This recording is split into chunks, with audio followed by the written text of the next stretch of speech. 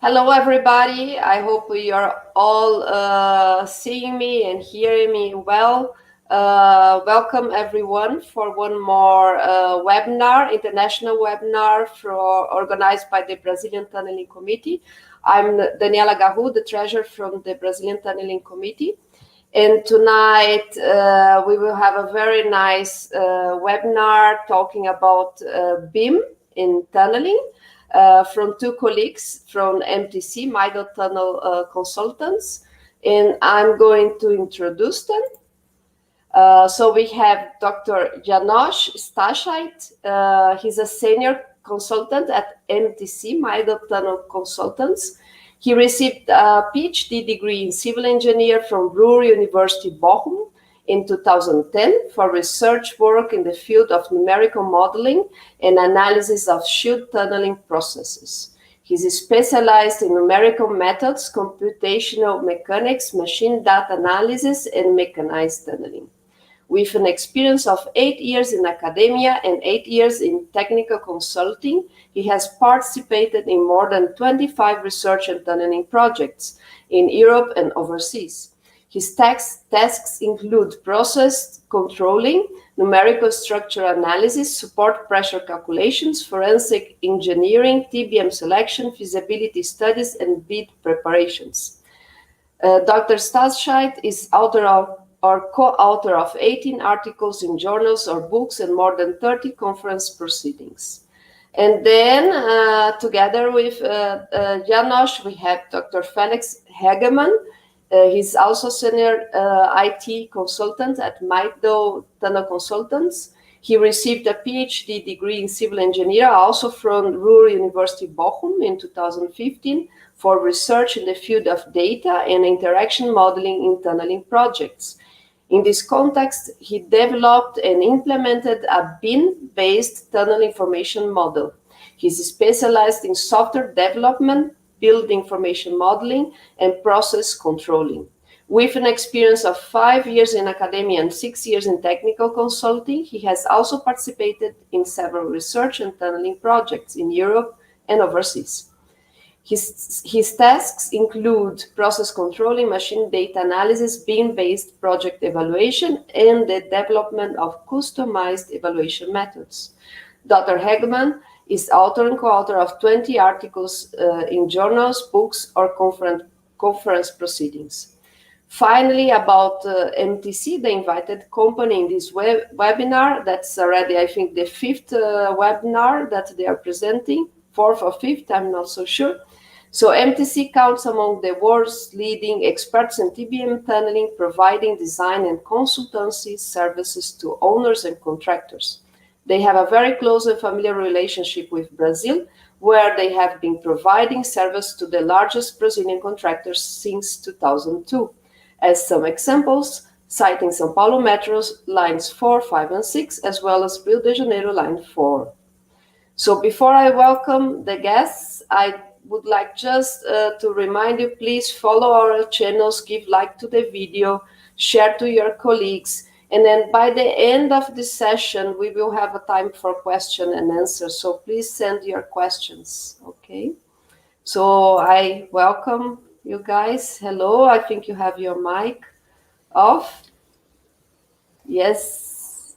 So welcome you both. I will give you the floor. Oh, I did something wrong. Okay, now I did right. Okay, so everything's fine. And please, the floor is yours. Welcome. Thank you, Daniela. Good afternoon, everybody. Welcome to our webinar on digital transformation and the application of building information modeling in tunneling. And without much hesitation, I would like to just go into the topic. Let's get started. This is the overview of our presentation today. And we will start with a brief introduction to the digital transformation of the tunneling industry before we go into some specific examples, being process controlling and tunneling and building information modeling in tunneling. And we will end with a brief outlook to what is happening right now regarding digital transformation in tunneling and what will be happening in the near future. So starting with a quick definition of digital transformation, what does it mean for business in general? Digital transformation covers a whole scope of processes, products, information, and the way people deal with all these things. As processes, we can identify, for example, finances, inventory management, the distribution of resources in a company, automation, and optimization of production processes. And all these processes can be done in a digital way if we commit to a digital setup of our company. Digital products encompass, for example, smart devices, IT infrastructure, or network services. And all these products and processes, of course, create a lot of information. And digital information means usually that we are able to share information easily and quickly, that we need networking devices and networking appliances in order to manage this information, that we distribute our resources digitally, and that we, for example, use methods like cloud computing in order to share information worldwide.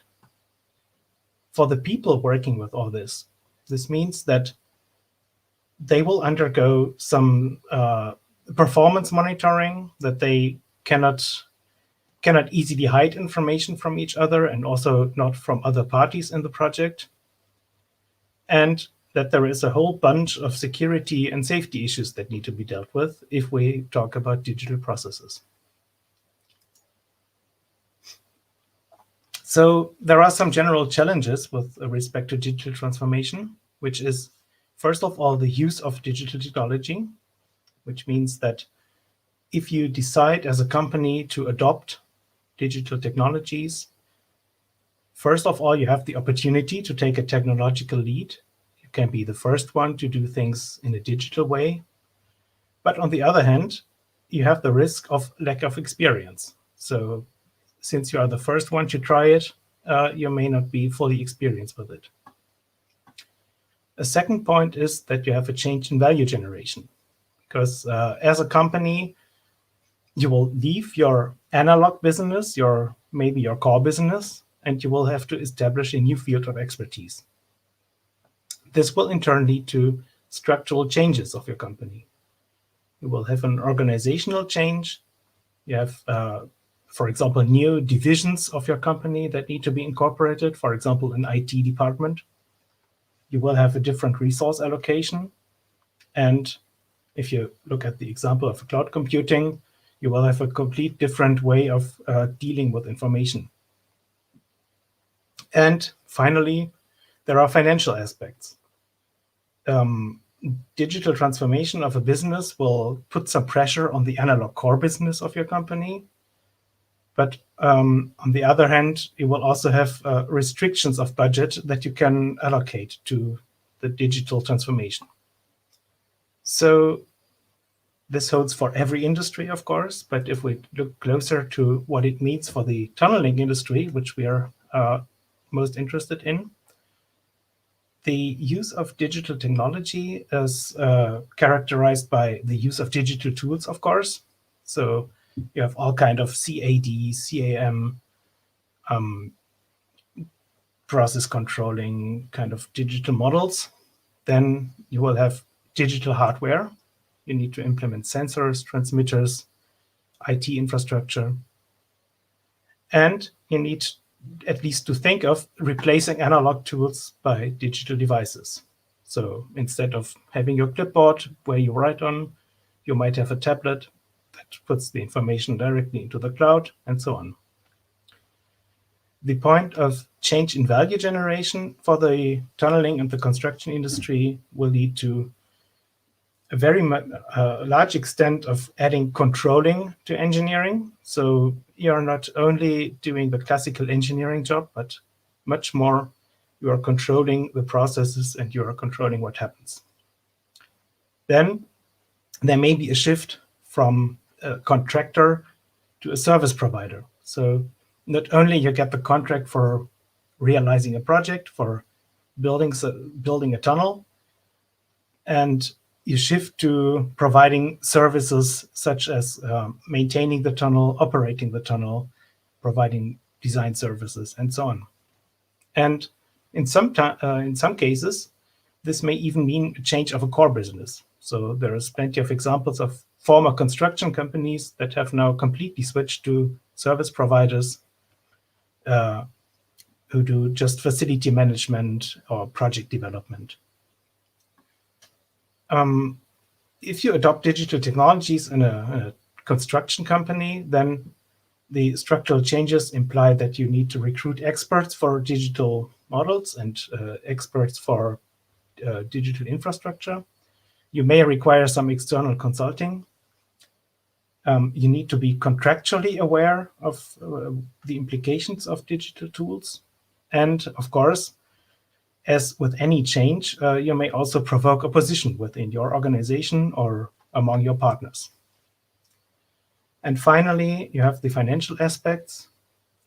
Typically in construction, we are talking about huge projects and huge budgets for these projects. Usually, a tunnel construction project is very expensive. However, the budgets are still tight. So the actual margin of profit for the company is relative to the project cost. It's relatively small. So you have, even though you have low risk or low financial risk, if you're implementing digital technologies and they promise huge opportunities in saving and improving the quality of your project, if it doesn't work, you're still cutting your profits because the profit margin is not very large. So all of this leads us to the question, is the tunneling industry hesitant about embracing digital technologies? And to answer this, we first think of the reasons for this hesitation or potential reasons. First of all, tunnel projects are rather rare compared to buildings where digital tools are much more common already. There are relatively few tunnel projects, and each tunnel project is unique. So you have a unique geology, you have unique construction methods, and of course you have a unique setup of project stakeholders. Then you have a huge amount of interactions between the different parties of the project, between the public and the contractors and the owners and the consultants and so on. Next point is you have a high degree of uncertainty. So you need to be aware of things you don't know, things you have not explored to the full extent. You are always dealing with the ground conditions that cannot be seen beforehand. And the next point is that the industry is very experience-driven. You have a lot of very experienced, old-school kind of consultants around that simply know how this needs to be done and who may not require the help of digital tools to their full extent. And then, in the end, you have a high threshold for employing less established technology because of all the risks involved in the construction of the tunnel. You want to be sure that those methods actually work that you're employing. On the other hand, the use of technology in tunneling is required and accepted throughout the full industry. And improvements in safety and efficiency are highly demanded in order to increase the serviceability, to increase safety, to increase the efficiency of the construction, and to make a better product. So in this sense, I would like to call it prudence rather than hesitation if we talk about the implementation of digital tools in tunneling. And in order to foster this implementation, there are a couple of prerequisites, one of them being the persistence of data and information, since tunnels have a very long life cycle from design to service. throughout all their operation to their final decommissioning. And throughout this complete life cycle, of course, you need to persist the information on the tunnel. Second point is data safety. Since digital data ages quickly and is also subject to attacks, you need to be aware of potential safety issues here. Then you need a better interoperability than is provided today, since there is not a full standardization of all the interfaces yet. And finally, since you are in a complex structure of different interests and different project stakeholders, you need well-defined level of confidentiality. In particular, since all construction projects usually lead to claims at the end, you need to be aware of who knows what and who has access to which information. Nevertheless, there are digital models that are already employed in tunneling projects. One of them being, of course, numerical analysis, which has been around for many decades already, and which cannot be omitted anymore in the realization of projects. Then there is process controlling, also well established, that cares about monitoring, construction management, site and logistics management. Then we have geographical information systems, also used for the monitoring, but also for risk management, and again, for the logistics. And then there is building information modeling, which is not yet fully established in tunneling, but is already used in some pilot projects and is typically used either in the design stage or during operation. Not yet well established in all of these phases. If we talk about integration of these digital models, we can see that there are lots of links already between the different models. For example, there are some prototypes for linking numerical analysis and process controlling, and there is already a well-established use of a link between process controlling, geographical information systems, and building information modeling. And this is what we would like to present to you today, basically, this combination of these three types of digital models. And I will start with the process controlling. Here you can see just an example image of process controlling being used on an actual tunnel site in Malaysia. And what is done there is that there is a centralized database that stores all the information that is acquired during the project. For example, monitoring data, geotechnical data, expert knowledge, geographical information systems, design documents, but also information that is gathered during the tunnel construction. First of all, the machine data, the Tbm data, but also shift data and data from maintenance interventions. Here is a visualization of how this data is acquired. So there is a digital ground model, for example, that is created beforehand, but can be adopted to what is actually encountered.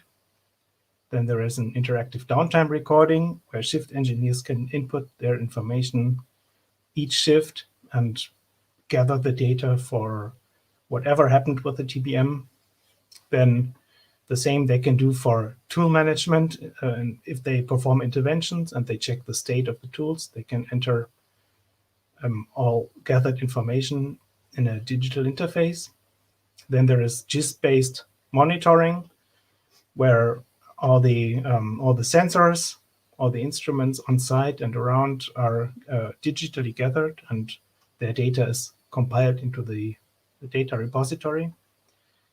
Then there is the Tbm Data Acquisition, with the Tbm having hundreds of sensors that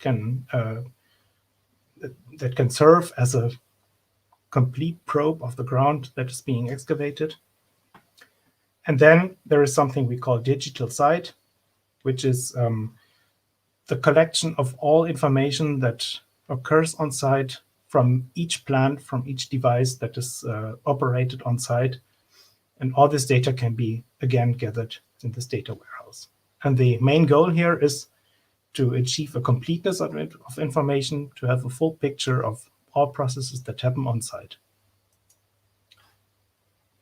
As an example of our process controlling software Procon, we can show you here the different modules of this software. First of all, we have an interactive visualization, which is the core of the process controlling software, which can display all data that is acquired in dashboards, and you can just select all kind of different visualization options to display them. Then there is an interactive Gis mapping, where you have a map and the display of where the machine is currently and what is around, and all the monitoring points around it, and the vulnerability of the surroundings, and different other kind of information here. Then there is an alarming and messaging tool. There is a building information modeling module, which will be explained in more detail later by Felix. There is the possibility to make knowledge-based analysis. You can use a formula editor and do all kind of analysis with the acquired data.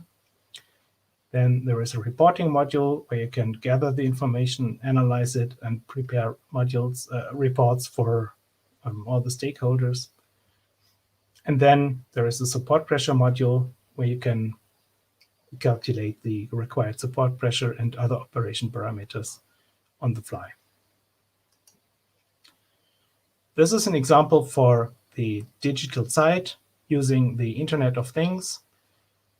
So you have all kind of site equipment here, for example, rolling stock of trains, cranes, ventilation systems, segment storages, segment production, but also manual input by means of handheld devices or industry PCs. And then you have low-level sensors, pressure sensors, flow meters, electric sensors, and so on. And all of them are gathered in the same database, and they can be, by means of timestamps and location information, they can be stored in the same reference scheme. So you can directly compare each sensor reading to each other. And using this process controlling, you achieve best practice by monitoring the performance of your construction site, by forecasting the behavior of the system, by benchmarking, checking whether everything is in line or whether you need to make adjustments or counteract. And then finally, you can share the information and communicate about your project. Here are just some brief examples. This is how these interactive dashboards are generated, and you can navigate through them. All the data is synchronized, and you will see immediately what's going on with your project. Then you can go into a deeper analysis of your data. This, for example, shows the average values and the ranges of certain parameters, in this case, thrust, torque, and speed. So you can immediately see if there is something wrong with your process. You can compare this to your current geological situation. If you look at the location where your currently your TBM is, and how the geology affects, for example, in this case, the specific energy of excavation. This is an example of shift reporting, where you gather all the still stand information. You can detect problems. You can gather information on how much time was lost for a specific task, and so on. And then finally, you can do some machine data reporting. This you can compile into these report sheets that can be sent to the client, for example, to authorities. And you can see on one page what happened in the last 24 hours, for example. So that was just a very brief run-through to the process controlling. And with this, I would like to hand over to my colleague Felix, who will explain to you the integration of building information modeling in tunneling projects. Yes, thank you, Janos. Yeah, as Janusz said, I will now talk about the building information modeling part. So how we can integrate building information modeling in tunneling. There are some approaches. Yeah, next slide. Wait, Janusz?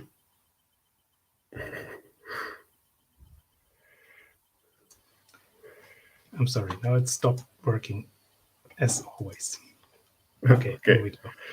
So yeah, I really don't want to go into detail about the building information modeling because I think all of you have heard about it. You all know the basic concept. So just some words to it. So we all know that it's a method to improve the collaborative work of the individual team members working in a tunneling project. It is usually based on a 3D model, but we can't really reduce it to a 3D model because it is far more than just a 3D model because of all the information it contains and all the processes it contains. And yeah, we want to integrate a single source of truth with it, so that which integrates all the different domains, domain information. So here you see the different stages of the life cycle of the building, of the tunnel, which we are constructing. And all of these stages can be applied using BIM. For example, the design stage, we can use it in the whole planning process. What we are doing, we can calculate masses in advance and many more things.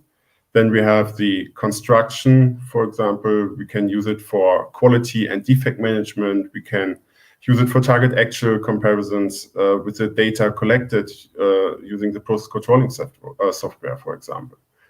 And at the end, we have our operation. So we can use it for the maintenance of the tunnel itself, so that we can schedule maintenance dates, issues. We can add documents for maintenance, maintained objects, and so on. So in all stages, we can use it. Next. So now I will talk at first about the challenges of the BIM, which we are facing. Then I will give an example where BIM is applied in an early design stage of a project.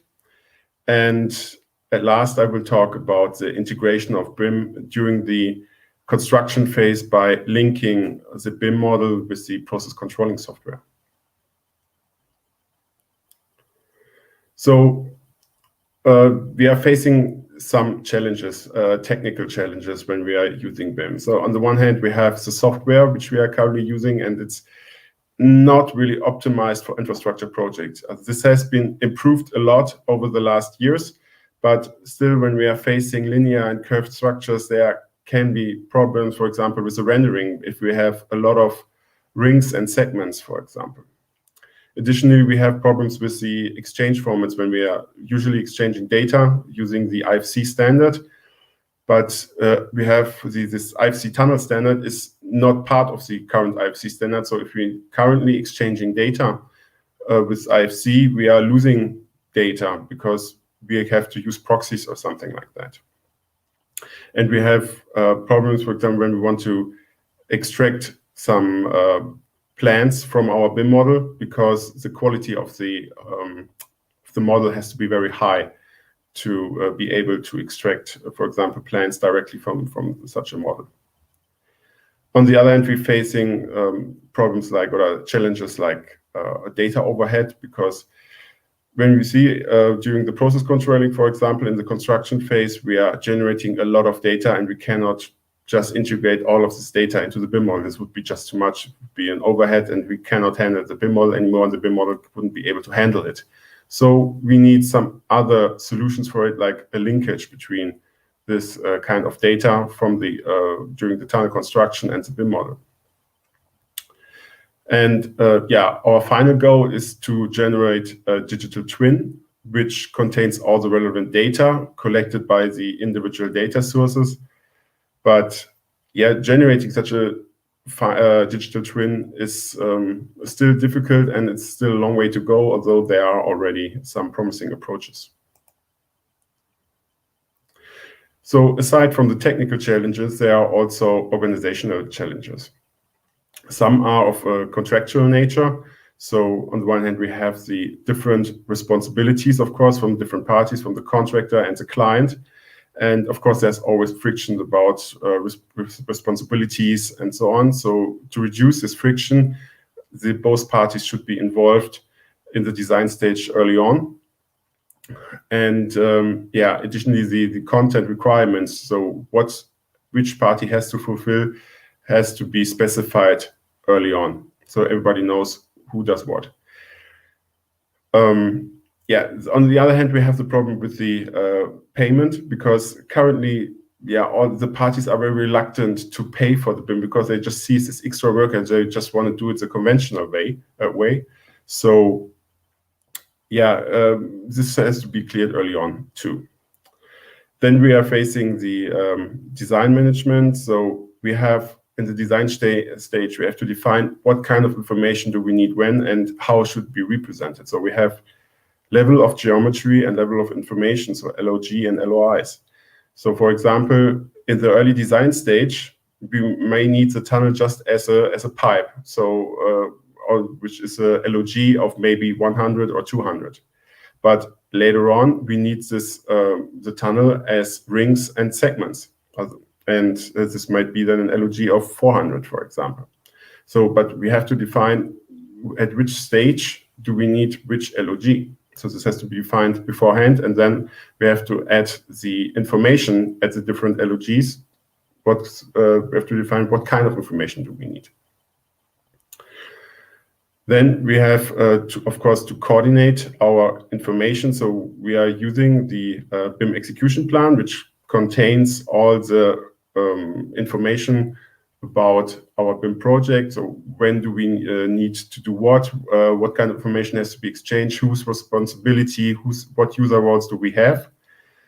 And we have to define then the individual domain models, so like the structural model or an electrical model. And these individual domain models then are captured by an overarching coordination model. But this structure has to be defined too. Next. So now I will talk about a small example which we have here, where we're using BIM in an early design stage. Next. So in this example for the BIM in the early design stage, we are showing you the Wang tunnel, which is in southern Germany. For this pilot project, the contractor demanded the application of BIM in the early design stage, so to benefit from it and to test the capabilities. So the contractor provided exchange information requirements. These are the EIRs.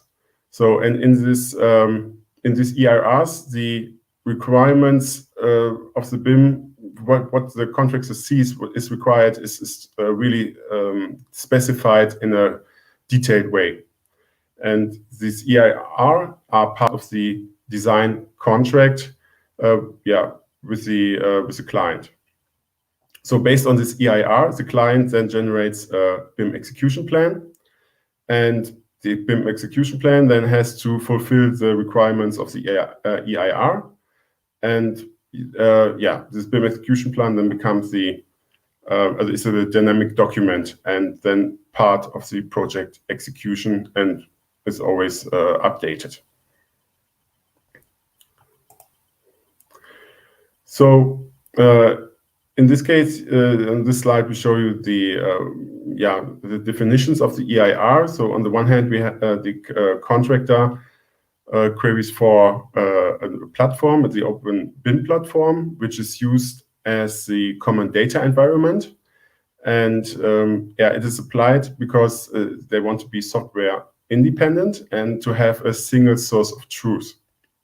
And because from the single source of truth, then the different individual models, domain models, can be extracted, and the derivations of the construction drawings can be extracted. Then we have the individual parts of the EIR, which define the structure and the content of the BIM execution plan. We define the individual user roles, the roles of the coordination and managers, responsibilities, our goals, then the structure of the coordination model and the domain model, and the quality control and many more are defined in this EIR by the contractor. And then when it was finished, it became part of the design contractor, so that the design contract, so that the contractor has to implement this EIR. So the client has to implement the exchange information requirements, which I just showed you. So to define how he implements the requirements, he sets up this BIM execution plan. And this includes the prerequisites like hardware or software requirements and the required level of details in the individual phases. So we have also then the LOG and LOIs, which are defined for each domain model and the individual design phases. And for these LOGs and LOIs, we need to be defined in a way that they at least create a quality of the model which exceeds the quality of the approach of the classical design. So of course with BIM we only want to improve our model and our work. So usually, by German law, the client can implement the requirements the way he thinks it's best. So for example, when it's demanded that he uses BIM, he can just say, okay, I use BIM as a visualization tool, but use all the design approaches in the classical way. But for this tendering, for this project, it is specified that you really had to define, really had to use this EIR, and that this really has to fulfill this EIR which were defined. So this way, it was made sure that the BIM is really implemented for this project. So next, I want to talk about show you an example of the integration of BIM in the construction phase. So in detail with the integration of BIM with the process controlling software. So during the tunnel construction, several types of data has to be captured. And some of this data can be captured in the BIM model, for example, like the location data or object-related data. An example could be the geology or a certain ring or a certain ring geometry, for example.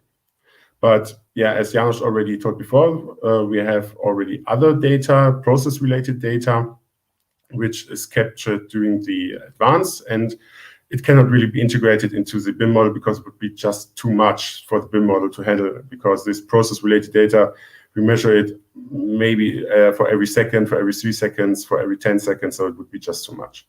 So this is why we need, for the construction phase, a linkage between the BIM model and the process controlling software, so that the process controlling software handles the data and manageable pieces to the BIM model.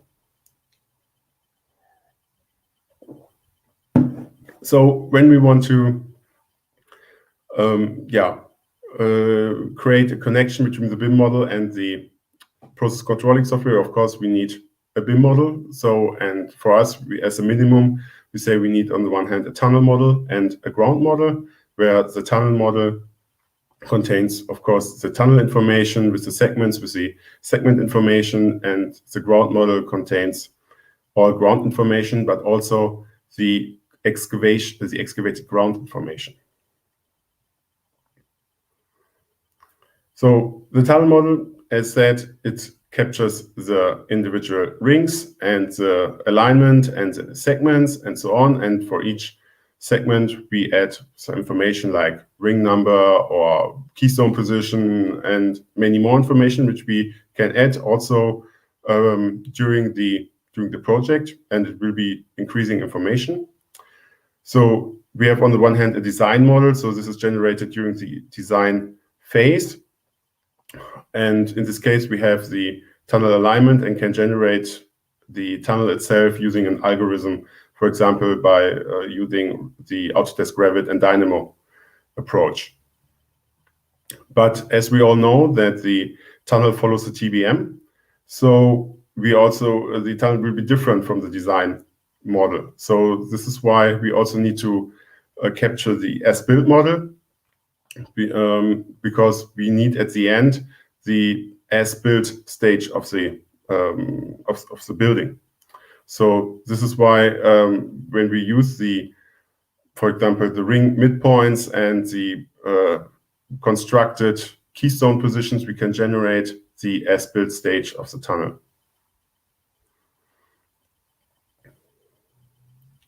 So then we have the ground model. So of course, this captures all the ground information. We have the individual volumetric shells of the layers, of the ground layers, and we assign to it the geological properties, which we can extract from the geotechnical report. But on the other hand, we also have the, we want to model the excavation of the ground, which you see in the bottom right. Because then we model the excavated ground, and we put them into slices that we say, okay, we have each slice for each ring, so that we know what kind of ground have we excavated, and then we can perform target actual comparisons with this information. This kind of data is usually created using AutoCAD, because you have to perform Boolean operations and so on. So it's a slightly different format than there. So now, when we want to have an holistic model with the tunnel model and the ground model, we have to somehow combine these two models.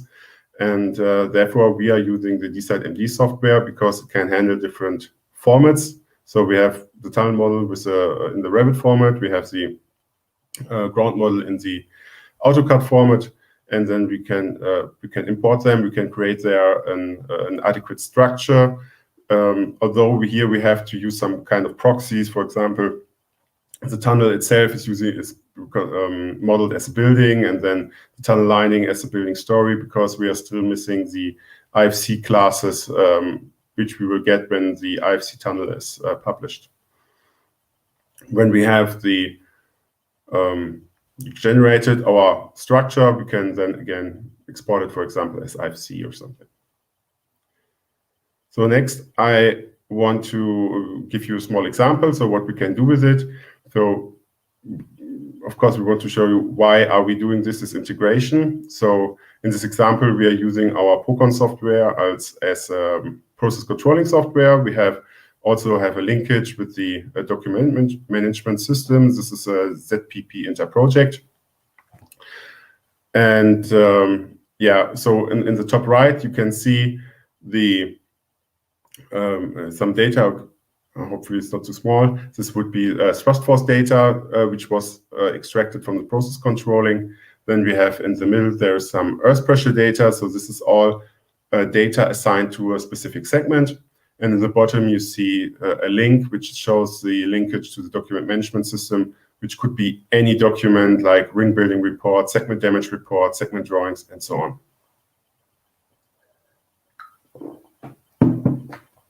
So why are we doing this integration? You see, we want to also perform some evaluations based on it, of course, to have a data foundation with which we can work, but we want to also perform evaluations. So on the right, we did an evaluation based on the thrust force on the individual segments. So we extracted the thrust force on the segment and the boundaries. And when the values exceeded the boundaries, we can color it red, the segment, otherwise green. And so we can easily identify critical segments and in a three-dimensional context. So when we have identified one segment, you can click on it, you can get more information, you can see the information, you can directly see or jump into the process controlling system to get more information, you can get document information and so on. Yeah, and as I mentioned before, we also want to generate the as-built model. So here you see in the dark gray, this is the design model, the light gray is the as-built model. Of course, this is now some demo, so usually it shouldn't be that much of a difference. But yeah, we can generate based on the ring midpoints and the segment rotation, so the keystone positions. We can generate the as-built tunnel model and also copy then the properties of the design model into the as-built stage, and have then a sophisticated model of the in the as-built stage. So here we have a small video which we want to show you, where we apply our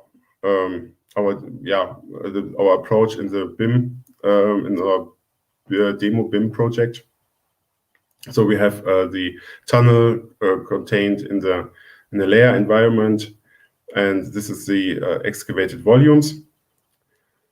The volumes which are extracted, it has linked the information of the ground, and we have there our tunnel itself, so the containing of different segments and rings, and they contain information like the ring number, which is highlighted there. We have linked it with documents. You can easily have documents linked, so we have all the information which you need. You can perform evaluations. In this case, again, we performed evaluation based on the thrust force. So you can see here easily identify a critical segment because it's colored red. You can see then the information. What was the thrust force? Why is it red? You can directly jump into the process controlling software. And here you see the as-built tunnel, and based on the information from the process controlling software, you can generate the individual segments of the current state.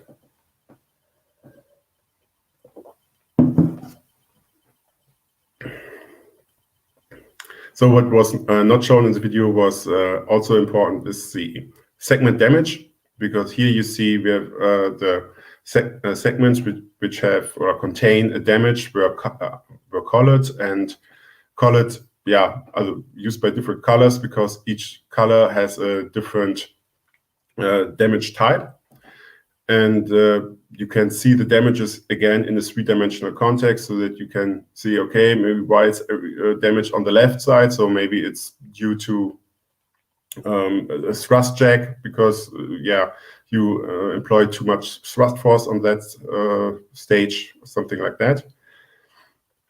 In the ellipsis there's a link highlighted, so you can also directly jump into the process controlling software. We get more information. You can add new damages if it's required, something like that, and you have also a different view of the individual damages, and you can create reports. So of course you always need to document your damages, and with this you can just download a report. Next you see you have also, of course, when we document our damages, we also document them with images, so you can also easily then see the images documented for a specific damage, and this is just by showing them in the process controlling software. So now we come to the end of our presentation. I just want to go and say where are we currently. So on the one hand, at first we showed you the digital transformation of the underground construction. So what is happening currently, and that we are already using different digital tools, but there's still reasonable prudence of the usage of these tools. But these tools are getting better and better, and the better they get, the more efficient they get, the more acceptance also these tools gain, and the more we employ these individual tools, which helps us to optimize our tunneling processes and reduce the risks, of course, which we face. We showed you that we already can employ some BIM models, and they have already a certain level, but yeah, they are not fully advanced, so that we cannot fully integrate all information which we need. So they lack a little bit of integration. But in the end, we can say that the tunneling is not really far behind from the digital transformation, from the digital information, from digital level as other infrastructure industry. So where do we want to go? On the one hand, we have our standardization issues. So as I mentioned before, we have these IFC tunnel issues. So we are still waiting for IFC tunnel to provide some IFC standard and let it integrate into the IFC standard, so that when we exchange tunnel data with IFC, that we don't have this loss of information, which we currently have because we have to use proxies. Then we have to define the information which we want to exchange at different stages. So there's some kind of properties which have to be defined. Which property has to be added to the model, something like that. So these kind of databases are currently generated. Then we're facing the problem that we somehow need to harmonize the data from different national standards, because we want to exchange data between different nations, and each nation has a different standard and structure its models differently. So in a way, we still want to exchange data, but this can have a huge impact. So somehow we need to get them harmonized in a way, or at least to make them able to interact and to be exchangeable. Then, of course, we will have an increasing number of BIM projects. So with the increasing number of projects, we know, we get more information, we will face more problems, but when we have the problems, we also can develop solutions to these problems, and in the end, we will be better facing them.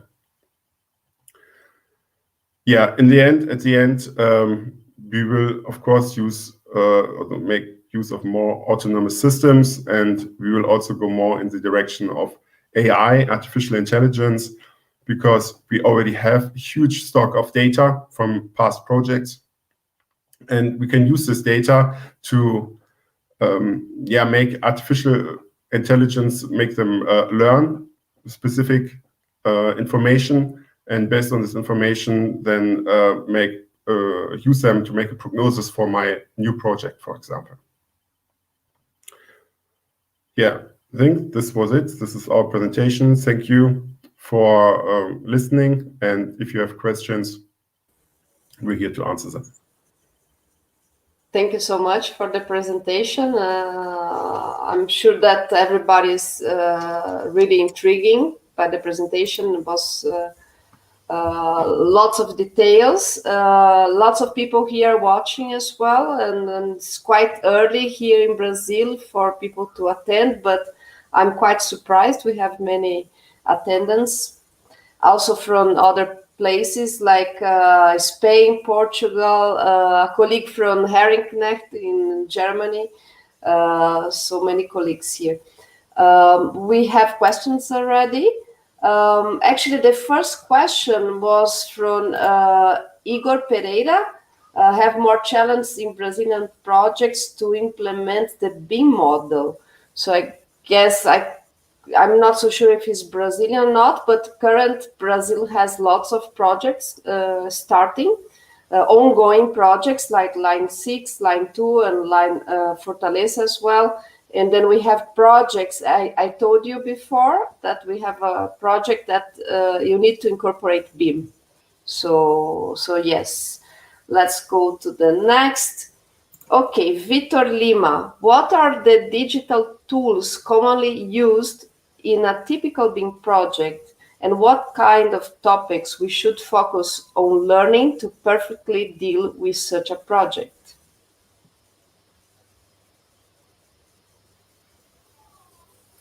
I think you have to unmute, Felix. I have to unmute. That would be better. Yeah, so we are usually using the tools like something, of course, like Revit and the Dynamo for modeling these issues.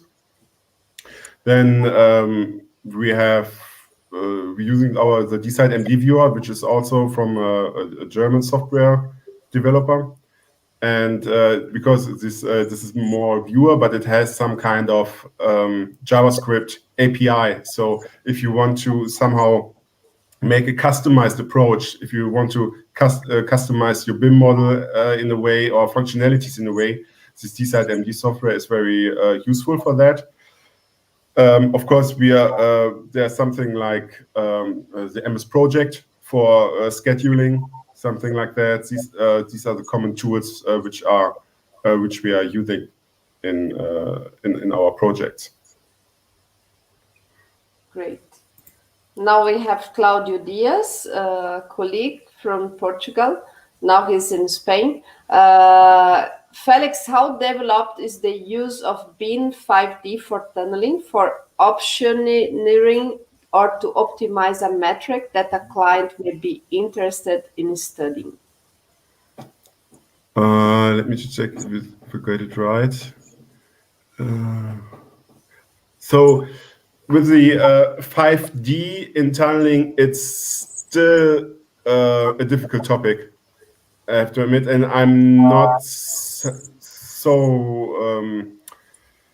deep in that topic, I have to admit. But from the what I get, so I'm part of a group which is from the German Tunneling Association, and we are currently trying to develop some building information modeling methods, which helps us in the BIM modeling. And one of these subgroups, where I'm not part of, they are trying to define the properties which are required for using automatically extract information for generating cost information and so on. So what I get from it is that it's not really easy now. So what we can do so far is, for example, what we can use is like the RIP-I2 software, which can be used for automatically already extract volumes, for example, of specific stuff, and automatically put it into the cost program or something like that, the cost evaluation. But if it goes deeper, there are still information missing, and so this is why we have also generated these groups. Okay. Then we have a question from Rafael Pereira. Also, he was in Germany. We met in Germany, in Lahr. He was working also there. How do you think the prerequisites for an increased use of digital tools could be met in future projects? I think that's for me to answer. I think the biggest issue here is trust in the models and trust in the partners of the project. So one big step would be dealing with the contractual issues that were mentioned earlier. Of course, it needs to be clear that designers have to be compensated appropriately for using digital tools, and also have to be compensated for making available all kind of information to all the parties. And this requires the setup of contract models that actually live the sharing of information, which is a very important aspect of these digital tools. And if we talk about a BIM model that encompasses all phases of the tunnel design and construction and operation, of course in different setups, but still maintains all the information throughout the history of the project, then everybody has to be cool with sharing this kind of information. And this involves also a different setup of compensation for claims, for example. Yes. It's the same of the data, no? The tunneling data and going to automated driving, for example. And yes. can you relate to that research that Gunther Meschke is doing about the real-time steering of the machine? Like, can you relate that to BIM? I'm not so sure if you heard about the group. Yeah, sure. Yeah, of course, this can be related. This is one of the tools that are still sort of future and still a topic of research rather than application, of course. But the idea here is that you have all the information that you require to use these kind of automated steering and automated control systems. You have it at hand, and if you have a unified model of the data and you can use, for example, your BIM model for it, and you have ways to extract this information easily, then you have the most important part of these control software, which is the gathering of information. Because you have to bring back this information to the machine, right? That's it has to be a two-way feeding. Sure. Of course, you also have to set up the machine to accept these kind of software commands. That's true. And is it possible now, like with the PLC system, with what they have right now? Technically, of course, it's possible. The question is rather, would the operators and also would the machine manufacturers be willing to accept some computer from outside actually performing commands on the PLC of the TBM? Yeah, because this is more or less what Gamuda did, right, in Malaysia. Exactly, that's what they did. And they did it for a prototype kind of situation, of course, but it did work. And yeah, in this case, of course, they had the ability to do this because they were the contractors, they were the owners of the machine. So they could decide to try it and to use it. But it's a totally different situation, of course, if you need to incorporate all kind of different project parties in order to accept to use this. Yes. I have one more question. If somebody else has one more question, please send it in the chat. What kind of data from the process controlling software can be linked with the BIM model, and what types of data sources are there? I think you showed a little bit in the end, no? By the end of your presentation, but yes.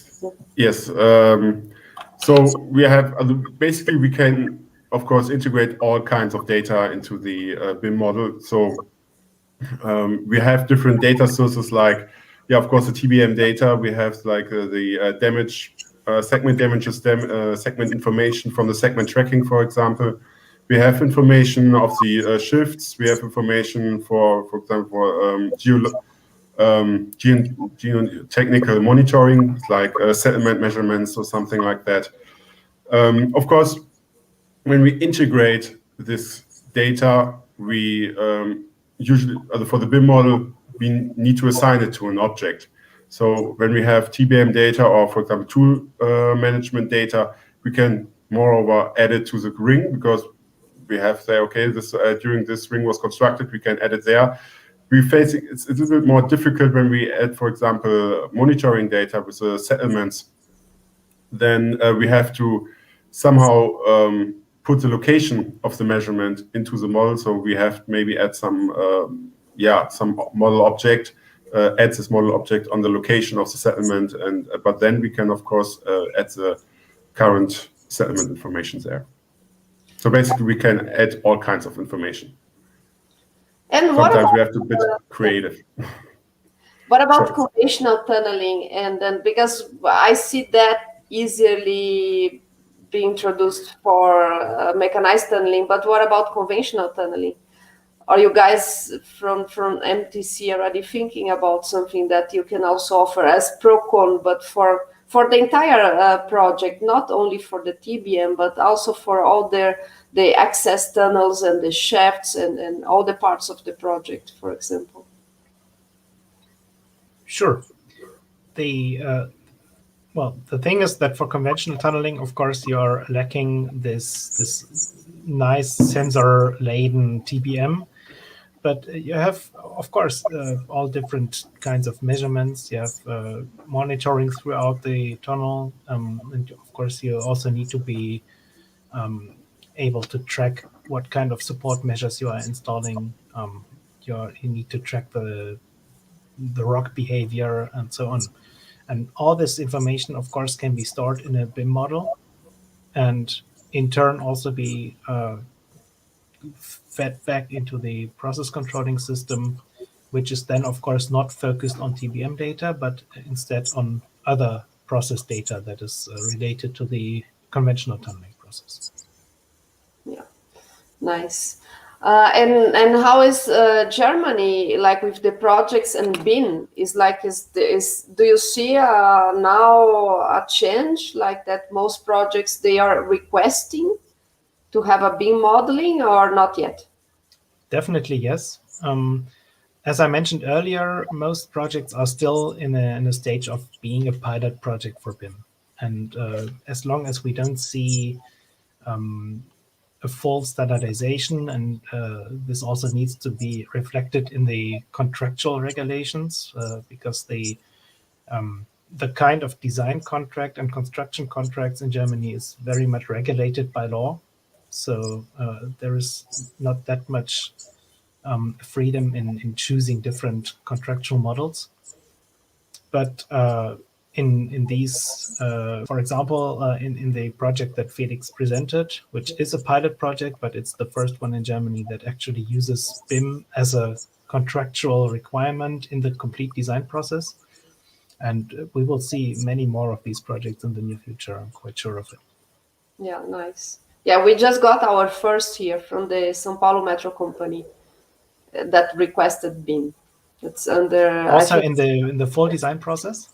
Yes. Oh, that's good. Yeah. I think it's basic project. If I'm not wrong, it's line 19. Okay. Yes. Okay, I don't want to hold you that long because I know it's late in Germany. I would like to thanks a lot for one more presentation. Oh, we have one more question here. Last time, okay. Let's from Vitor. What are the renowned research centers around the world that are dealing the most with BIM? I guess we know the same. It's hard to say, no? It's yeah, so I don't have really I don't know most of them, but for example, one very renowned BIM research center is in Ruhr University Bochum, where I did my PhD from Professor König.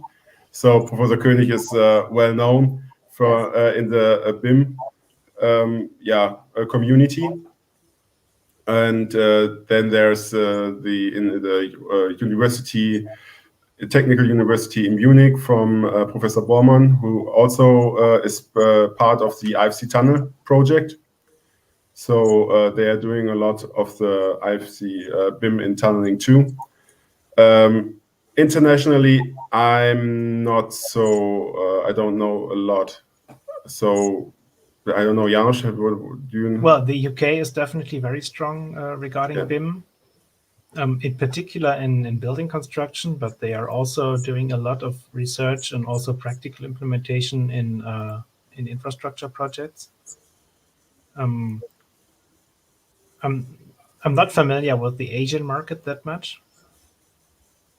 I think it's, I'm sure that they are. There, in sure, Asia, there are plenty of groups active there, but they are, at least they're not spreading their methods to the European market that much. From Asia, I know the Professor Yabuki from Japan. He also does a lot in the field of tunnel modeling in the field of BIM. Yeah, Claudio just mentioned that they are using AECOSYN for the HS2 project in London, but still need some development. So, okay, so I guess it's very late for you guys. And so thanks again. Thanks everybody for participating in the chat and watching. The presentation will be available as well as the other ones we are doing, the webinars. And we have another webinar in the next week already, on next Thursday. Please follow our channels if you haven't done so. Give like to the videos. Thank you very much for your time and for the knowledge shared. So, thank you very much to give us the opportunity to present our topics here, and have a good rest of the day, all of you. Yes. Okay. Thank you, guys. Gute Nacht. Have a nice evening. Bye. Good night. Bye.